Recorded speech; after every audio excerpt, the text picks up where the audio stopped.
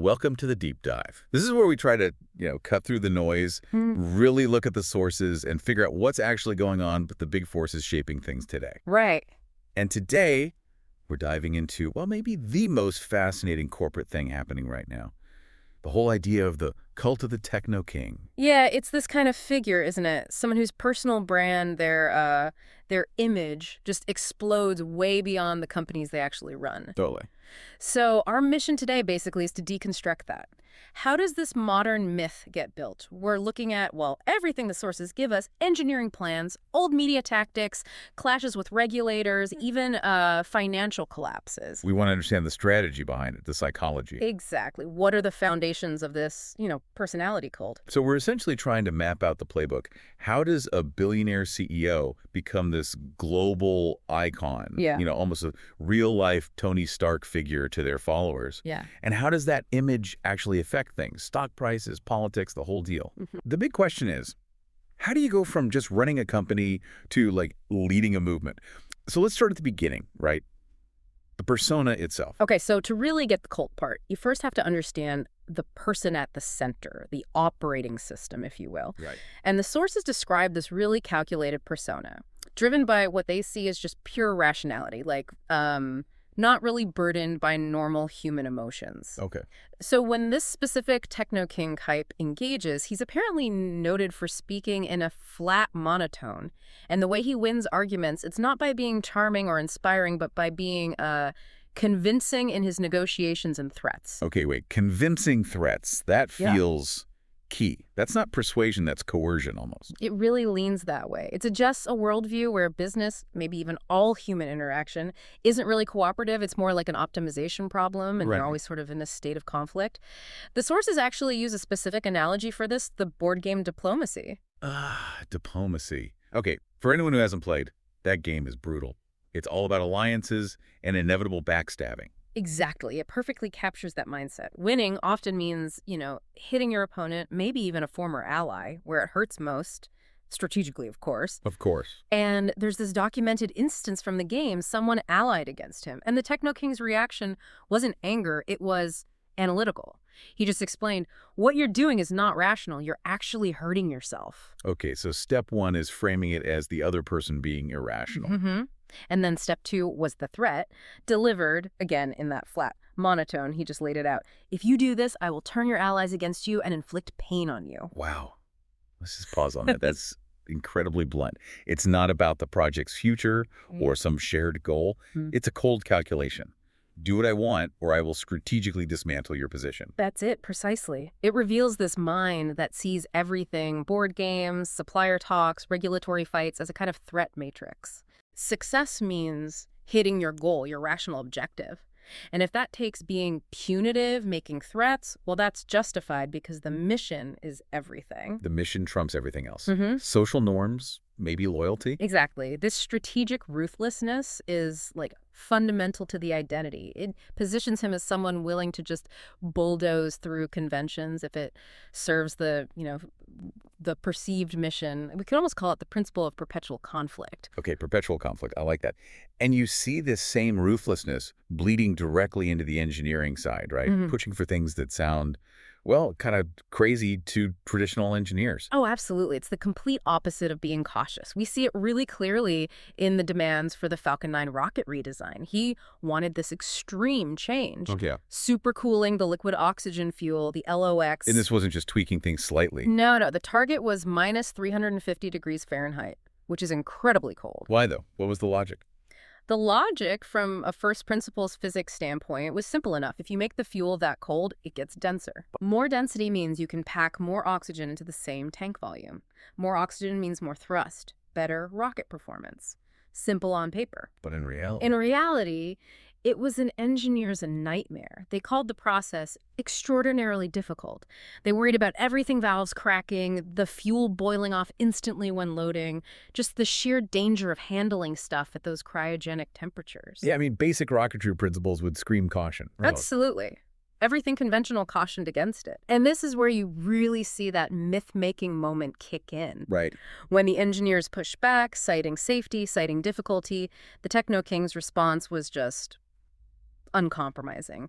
It blended that strategic threat from the diplomacy game with this demand for impossible innovation. What did he say? He told them, basically, there is no first principles reason this can't work. He acknowledged it was hard. It's extraordinarily difficult, I know. But then the punchline, but you just have to muscle through. Muscle through. That phrase says a lot, doesn't it? It's almost the core ideology of the cult, you could say. It frames the companies not as regular businesses, but as these vital, almost existential missions. And those missions demand total sacrifice. They demand ignoring conventional wisdom, ignoring difficulty, maybe even ignoring standard safety protocols. If the physics says it's possible, then human limits, whether it's engineering standards or just people getting tired, are just obstacles. Obstacles to be overcome by sheer willpower. Just muscle through. And what's really interesting is that this management style, this motivating through pressure and discomfort, it's not actually new. We've seen this before. Exactly. The sources make a really strong parallel to Henry Ford. Apparently, Ford got a peculiar delight from keeping employees on edge. A peculiar delight. A bit unsettling, yeah. And it wasn't random. It was a deliberate technique. How did it work? Well, the sources say Ford would intentionally build up the ego of young guys, his protégés, spend time with them, teach them his vision, kind of set them up. But then he just set them loose to basically fight it out with the established, experienced executives, people who'd been there for years. So he engineered conflict internally. Deliberately. And apparently he'd just sit back and literally laugh at the chaos, the infighting. Wow. Okay. Yeah. It hammers home that principle of perpetual conflict again, but in management. For Ford, a calm, stable workplace wasn't the goal. Maybe it was even a bad thing. Ruthless efficiency, and maybe his own entertainment, came first. So whether it's Musk demanding cryogenic fuel or Ford setting executives against each other, the playbook's similar. Yeah. Use discomfort, use conflict, use intense pressure as the main motivators. Right. They're always pushing boundaries, often ignoring the human cost, to make their companies seem like these necessary world-changing things that operate on a totally different plane from normal business. Okay, so you've got this internal persona, the ruthless strategist, the engineer demanding the impossible. The next step, the second pillar, is taking that outwards, manufacturing hype and, crucially, controlling the story. Absolutely. And today's Techno-King has this advantage, right? This unique, unfiltered channel. They can bypass the traditional media, the gatekeepers. Yeah, direct to the followers. Exactly. Cultivating that image of genius, of inevitability, directly with millions of people. And owning the platform itself is obviously the ultimate expression of that control. Oh, totally. It's critical. We saw that really clearly during the whole Twitter takeover saga. That wasn't just buying a company, it was buying the infrastructure for the narrative. Right. The sources talk about a shadow crew working behind the scenes, the text messages flying back and forth. It showed the scale of the ambition. And it wasn't just about having a bigger megaphone for himself, was it? No, reporting confirmed he had big plans for Twitter. It was about transforming the platform itself, getting architectural control over a huge chunk of the public conversation. That phrase, architectural control, that's powerful. It gives you what you might call total message sovereignty. If you own the platform, you decide the rules of the conversation. You decide whose voice gets amplified. The sources point out how powerful this is, even on platforms you don't own. Think about Instagram, right? They have huge power with their curation tools, the suggested users, that main Instagram account. We can make someone famous overnight? Exactly. They're the kingmakers. When you control the distribution, you control the narrative. And the modern Techno-King really leans into that, using that direct line for everything. The memes, the fights with critics, it all reinforces this image of, like, unaccountable genius. But again, this strategy isn't entirely new either. Not at all. We can trace this back to other historical billionaires who built reputations that maybe didn't always match reality. Howard Hughes is the classic example here. Right, the ultimate eccentric recluse. Yeah, he got really erratic later on, but that mystique, that powerful image, it never completely vanished. How did he keep that going when he was basically hiding from the world? Well, it was often sustained by these specific, almost theatrical displays of mental power, things that got repeated and amplified. Like what? The sources talk about his incredible memory, his recall. Apparently, he could dictate these really complex financial memos word for word, months apart, no notes. Wow. And that single feat, that demonstration of recall, was enough for some people working closely with him to decide he was just an absolute genius. Untouchable, different from ordinary people. So it's like a performance of genius. Yeah. You spotlight one amazing trait and let people assume it applies to everything else. Precisely. And you see, this ties into a broader thing with immense wealth, this craving for influence that goes beyond just money. Look at George Soros. Yeah. Hugely successful financially, obviously. Right.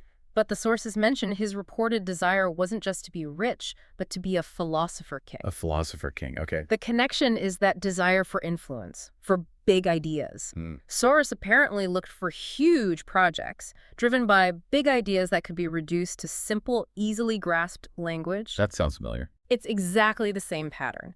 The Techno-King needs to seem smarter than everyone, pushing these simplified, grand visions, saving humanity, going to Mars, these big, easily understood ideas that justify enormous projects and huge amounts of capital. And the ultimate historical example of controlling the message, of total message sovereignty, has to be someone like William Randolph Hearst, the media mogul. Oh, absolutely. He didn't just sort of nudge the news. He gave direct orders. Yeah. The sources mention a specific letter of instructions he sent out to all his publishers all across his empire. What did he say? It was political, and it was direct. He told them flat out, support the various movements against the League Court, and not just support it passively, but make the League Court an issue in the coming senatorial primaries and elections. So he was mandating a political campaign across his entire media network. Yes. He was personally dictating the political stance of his organization to try and swing elections. That's direct control. And you see echoes of that intense personal control over the brand message in tech, too, right? Who's Steve Jobs. Right. Definitely. Jobs was famous for his obsession with marketing. He apparently spent 3 hours every single Wednesday with his top people, agency, marketing, communications. 3 hours every week just on marketing. That's what the sources say. It shows you the principle. The message is too important to delegate completely. Jobs personally signed off on every ad. He made sure every single one was infused with his emotion. Right. That passion he had for the products. Exactly. You think about campaigns like Think Different, that deep emotional connection, that aspiration that wasn't accidental. It was meticulously crafted, driven by the CEO himself. It proves that keeping the brand pure, keeping the myth alive, requires that constant personal touch from the mythmaker. So, okay, whether it's Hearst ordering his papers around or a modern Techno-King using Twitter like a global bullhorn, the underlying goal is the same. Total personal control over the message, over its distribution, making sure that brand story hits people on an emotional level. The technology's just made it faster, more immediate. All right, so we have the strategist persona, we have the hype and narrative control. Now we get to the, let's call it the dark side. Okay. This documented pattern across history of these really powerful tycoons just operating outside the normal rules, ignoring critics, pushing boundaries, putting the mission ahead of, well, prudence or regulations. This idea that the rules just don't apply to them, it feels central to the Techno-King identity. And you're saying this has deep historical roots, like with economic godfathers. Yeah, absolutely. The sources point to Li Ka-shing in Hong Kong as a really striking example. There are these concrete instances of regulatory stuff that just seems, well, unbelievable. Like what? Okay, so back in 1985, Lee's company Hutchison took over Hong Kong Electric. Now, normally, if you buy more than 35% of a company, that triggers a rule you have to make a general offer to buy out all the other shareholders, too. Standard practice. Right, protects the smaller shareholders. Exactly. But lie. He was exempted. No general offer required. It's like that. An exemption from a basic takeover rule. Apparently so. And it wasn't just a one-time thing. The precedent was set. Later on, the sources say, the actual Hong Kong financial secretary personally stepped in. He contradicted and overruled the stock exchange's takeover committee just to grant lie exemptions for increasing his stakes in other companies, too. Wait, the government's financial chief overruled the stock market's own regulators to help one guy. That's what the sources detail. The top regulator publicly sided with the tycoon against the committee meant to ensure fair markets. Just pretty blatant. It gets even wilder with the IPO of a company called Tom.com. Yeah. Like, apparently secured extraordinary exemptions from several rules at once. Such as? Well, they were allowed to issue new shares really soon after the IPO, which normally isn't done because it can dilute existing shareholders, and the staff stock options. Yeah. Normally there's a cap, maybe 10%. Yes, something like that. They got approval for options up to 50% of the company's capital base. 50%. Half the company in options. That's incredible. Unbelievable level of forgiveness, right? And on top of that, major shareholders were allowed to sell their shares after only 6 months instead of the usual 2 years. Okay, so these examples really stack up. It shows this historical precedent where, as the sources put it, regulatory norms just appear not to apply to major godfathers. Exactly. And you can see how that creates this constant friction point today when a modern figure tries to operate with that same assumption of exceptionalism, but now under a global microscope. Right. But the cult needs more than just bending the rules. It also needs to silence the critics, doesn't it? Keep things hidden. Absolutely. It requires suppressing criticism and avoiding transparency. We saw this playbook used really effectively, for a while anyway, by Elizabeth Holmes and Theranos. Yeah, their story is legendary now. They maintained that powerful myth, partly through demanding absolute secrecy, but also through outright aggression against anyone who questioned them. How aggressive. The sources call it a scorched earth campaign against sources. They didn't just rattle lawyers' sabers, they used intense pressure, Specific. threatening to sue one source for making false and defamatory statements. Standard stuff, maybe. But more insidious was how they tried to proactively discredit negative reports. They actively tried to convince a medical practice to start using Theranos Lab services even after questions were raised. Why would they do that?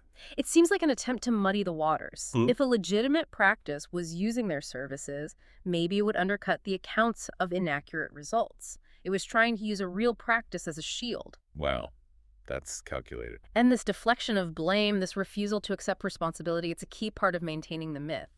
We saw something similar, almost an institutional arrogance, with the Sackler family and Purdue Pharma regarding OxyContin. How do they handle the criticism? According to the sources, when they faced prosecutors challenging their marketing and the drug's impact, their representatives responded with condescension. Condescension towards prosecutors. Yeah. And they didn't just defend the company's actions, they blamed the whole controversy on everybody else. The media was hyping it, the plaintiffs' lawyers were greedy, and it was the fault of people who claimed to have become addicted to OxyContin. So the problem was never us, never the product. It was always external forces or the users themselves. Exactly. Classic myth preservation. The founder, the company, they can do no wrong. It's always someone else's fault. Which leads us to how these operations are structured financially.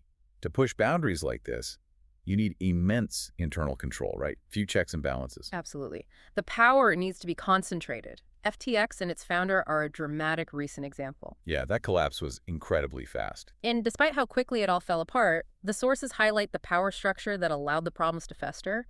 The founder owned 60% of the company. 60%. Just one person. Yep. And the next two biggest shareholders combined only owned 23%. So basically, one guy controlled almost 2/3 of the company.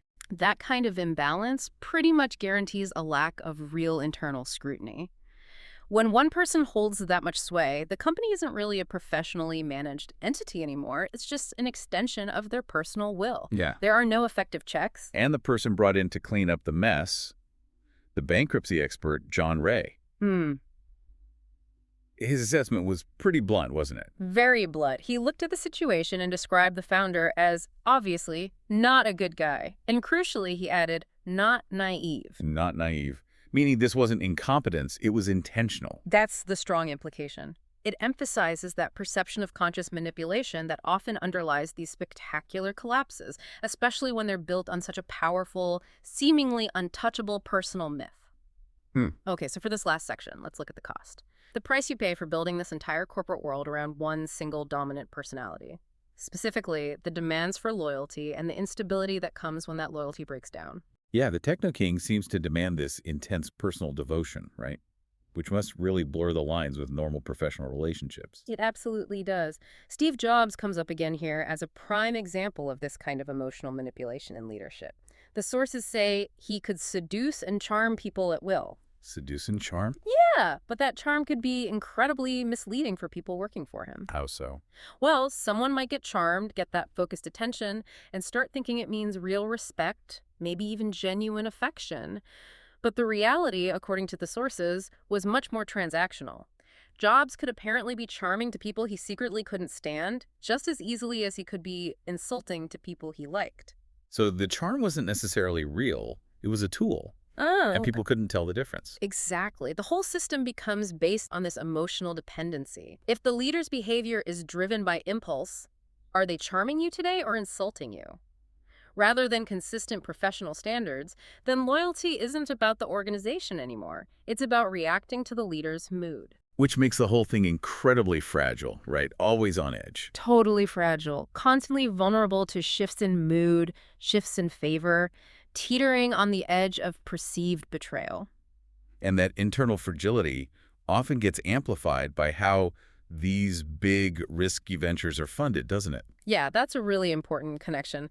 The financial structure often mirrors the risk-taking persona.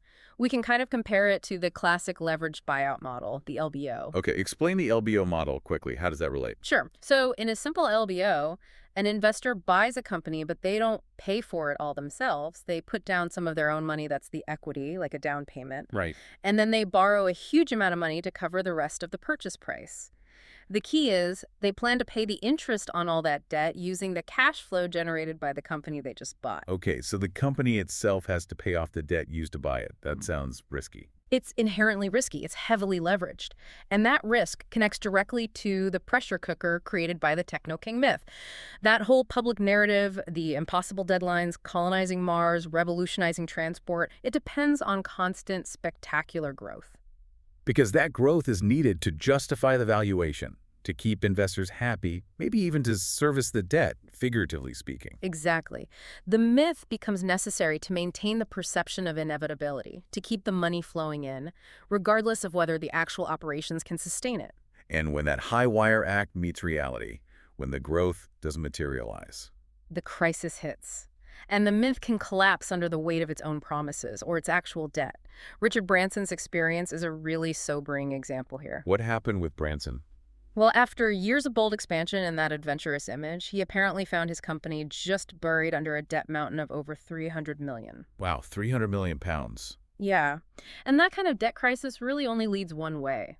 The sources say he faced impending bankruptcy. He was forced to put everything up for sale, airlines, record stores, everything just to survive. So the bigger the myth, the bigger the ambition, the harder the potential fall. Pretty much. When reality finally bites down on that leverage structure, the crash can be brutal. It's also important, I think, to contrast that public image, the iron will, the defiance, with what might be going on privately. Even the toughest tycoons must feel the pressure. Oh, absolutely. Maintaining the mask is exhausting. And even the historical giants struggled with it. Take John D. Rockefeller Sr. The ultimate ruthless industrialist, in the public eye at least. Right. That was the image unfeeling, cold, calculating, an image he sometimes seemed to cultivate. But the sources reveal a very different private reality, especially when he was under intense public attack. What was going on behind the scenes? He actually became much closer to his son, Junior. Junior basically became his confidant, and the specific reason for their private meetings, to talk about the criticisms to which he was exposed. So he needed to vent, to process the attacks. Seems like it.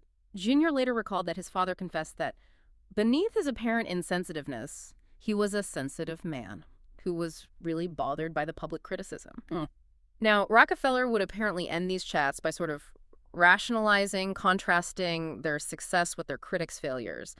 But the fact that he needed those conversations, it shows that even the strongest figures, the ones who seem to define reality, still need those cathartic chats, as the source calls them, when their image and power are really under threat. Yeah, the public cult has to be maintained at all costs, but the person behind the mask still needs a release valve somewhere. Hashtag tag outro. Okay, so let's try and pull this all together. We sort of mapped out the architecture of this modern cult of the Techno-King. It starts with this uncompromising, ruthlessly rational mind, demanding extreme things from engineers, from employees, that principle of perpetual conflict we talked about. Right. And then that core persona gets amplified, using tactics borrowed from history, controlling the message like Hearst did, demanding that emotional brand purity like Jobs, achieving that total message sovereignty. And the final piece seems to be this expectation that the rules don't quite apply, that regulatory exceptionalism mirroring the kind of, frankly, incredible exemptions people like Li Ka-shing got in the past. So these patterns, they repeat. The technology changes, it gets faster, more global, but the core strategies of building this kind of power, they seem pretty consistent across generations. They really do. But here's the final thought, the really provocative bit we want to leave you, the listener, with. It connects those historical figures directly to today's icon. The massive difference, the game changer, seems to be the speed and the unfiltered nature of communication now. Yeah, think about that for a second. Hearst, Hughes, Rockefeller.